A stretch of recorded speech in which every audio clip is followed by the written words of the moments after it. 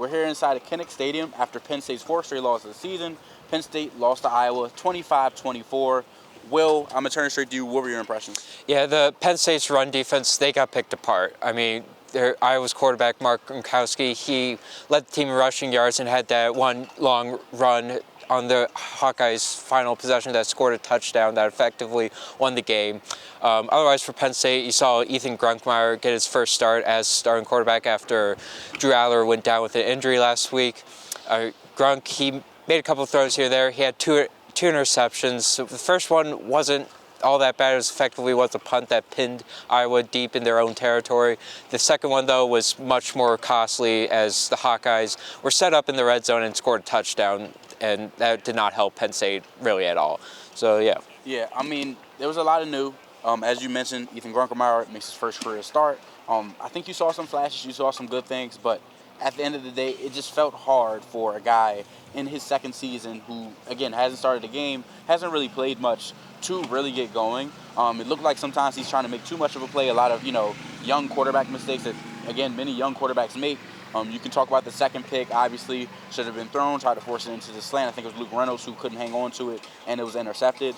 But, again, you saw some flashes. It was a bit of a switch-up from Drew Aller, who obviously is a lot less athletic. Again, Ethan Grunkmeyer is a little smaller, a little thinner, so you're going to see a little bit different from him.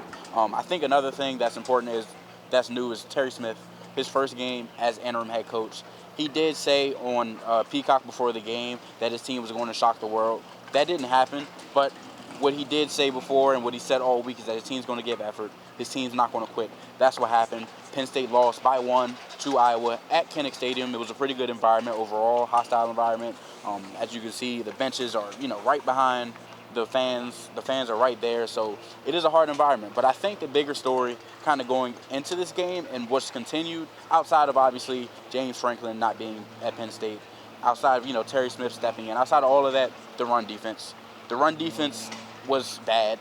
We can leave it like that. I mean, Gronowski had a 67-yard scamper, totaled over 100 yards on the ground. Their whole rushing attack totaled over, I think, 220-plus rushing yards. It was not a good showing from Penn State's run defense, and it's continued. I think that's been one of the biggest struggles as the season keeps going on and on. I mean, in the Oregon game, you'll see them start breaking more runs, but even before then, you saw a lot of action. You saw a lot of things that just weren't good on the run defense. On the side of the run defense. I mean, Will, what did you think about the run defense today? Yeah, I mean, that basically killed Penn State's defense. I mean, Iowa, they weren't going to do much through the air, and really if they could have stopped Iowa's running game to an extent, they probably would have won, but that didn't end up being the case.